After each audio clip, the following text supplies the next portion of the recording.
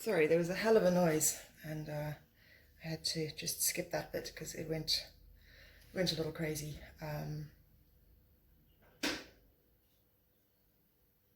Yeah, I think this has been a big feature of lockdown for me. Um, Too much time to think, first of all, because I don't have a big enough studio.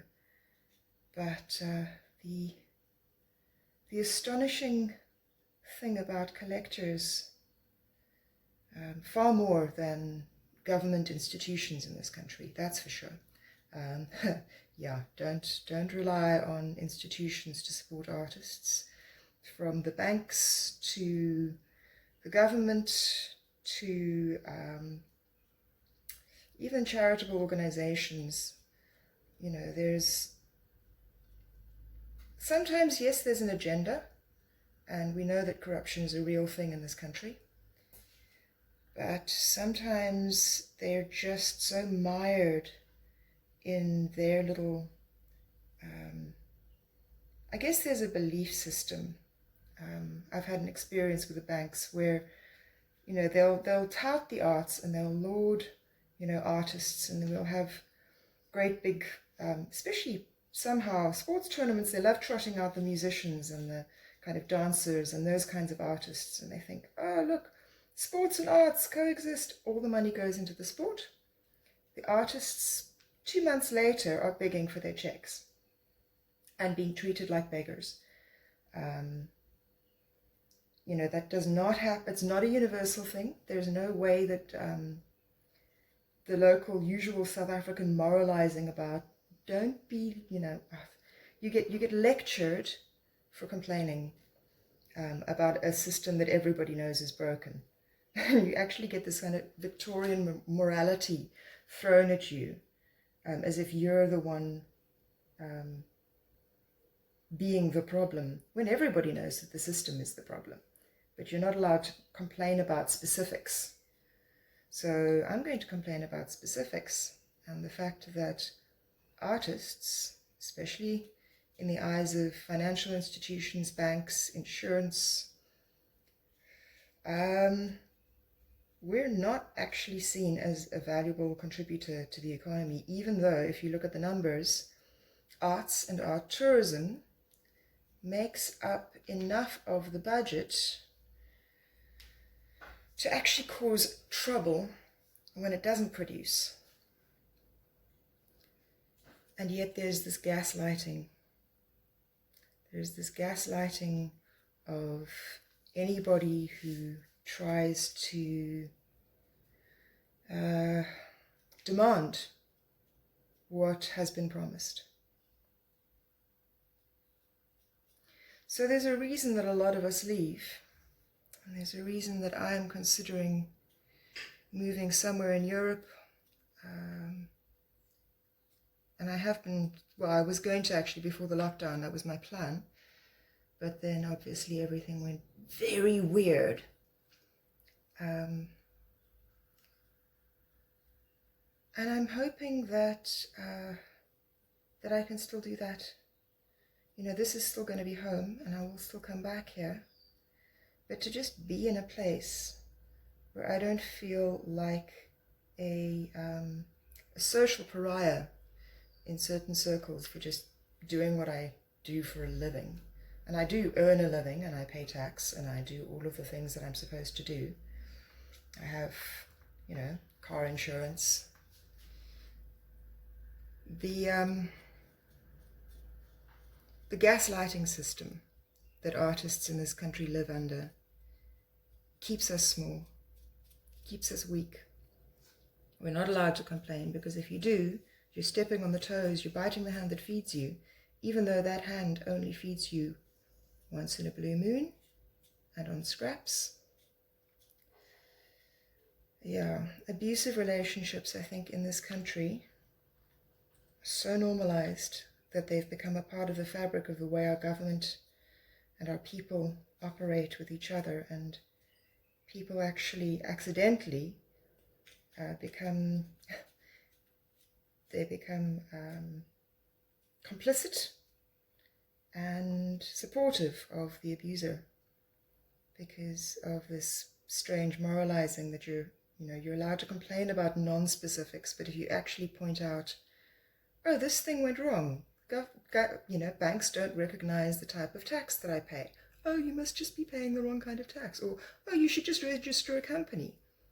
It's a more nuanced question than that, and I can go into a long answer, but you know what? Nobody reads that if they're going to gaslight you. Nobody actually goes into the data. They just spout the shallow stuff to try and make you feel crazy. So at some point, I will be writing just a summary of how artists are.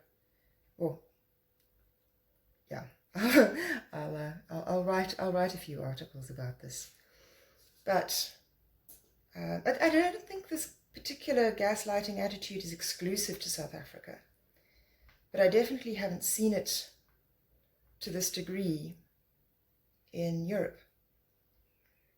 So that's where I'm going, because this is what I do. I'm unemployable. I'm waking up at 6 o'clock in the morning to scrape paint off clay that I know is going to be a pain in the ass to work with, because I love it. And my brain sort of won't let me go. So this is what I've got. I've got to work with that, and no amount of Victorian moralizing has ever made me stop before. So yeah, ranty, long, watch me scrape paint off stuff kind of video. If you're very, very patient and you made it to the end, well, I don't know. Message me on social media and tell me, and I'll send you a postcard, because well done. Okay, that'll do. Good morning. I am doing a cleanup of a sculpture that I did many years ago, because it's ridiculously early in the morning and I seem to already be awake, and I have this itch to sculpt, which I've been resisting over lockdown because it is so messy and it takes up all the space and I don't have spare space. But yeah, I can't hold this sort of down for long without going a little crazy. So I'm just cleaning this model up. I've used this particular head for all of my large head sculptures, and then once I'm done with making the mold and I'm happy, I make a new head on the same head. So essentially they're all the same person with different faces, which is kind of a nice metaphor. This is quite a noisy garage because it's got a road next to it, but it's early enough in the morning that it's still quite quiet. But so what I've done here is, and it's so stupid that I keep using the same head, because this head is made out of a clay that has sulfur in it, and that means that when I make the mold, I have to seal it with paint every time. Otherwise the silicone won't cure. I can't use natural rubber latex either because it's an oil-based clay. So it's kind of ridiculous that I keep coming back to the same head instead of making a new one. But there is something about the way it turned out. There's a natural person in this face. I don't know how to describe it, but it does feel when I'm working that I'm looking at a person. And I guess it would probably take me a few months of sculpting to really get this feeling back with a new piece of clay. So I keep muddling along. I'll probably, once I've got a bit more space, have more than one head going at a time. And then this problem will be different and it'll change with new materials. But for now, early in the morning, when I am still waiting for my coffee to kick in. This is comforting. The slow scraping back process is just really comforting. And to look at this face that I really love so much, it feels good to have my hands on this clay. There's a lot of sentimentality to making art the way that I do it. It's kind of a very touchy-feely, squishy, emo process.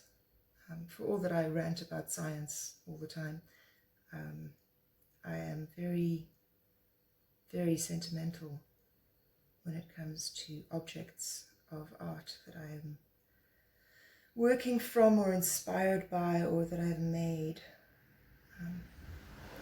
At least until the moment comes to sell one of the final objects, and then for me that's kind of the natural order of things, and that's how it's not, it's hard to let it go, but it's also really right. It feels like, oh, that's what I made it for.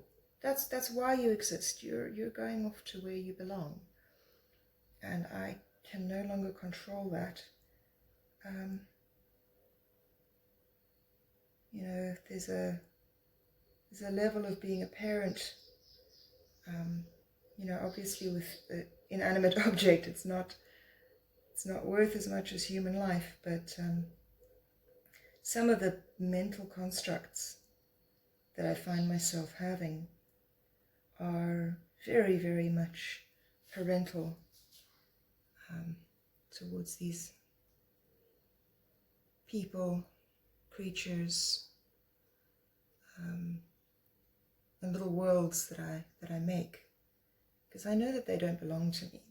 They're mine while I'm making them, and they're mine in my sort of, in every legal sense, but they kind of also belong to the people who allow me to create them. They belong to the collectors and the art lovers and the supporters of this world, because I don't get to make this without them.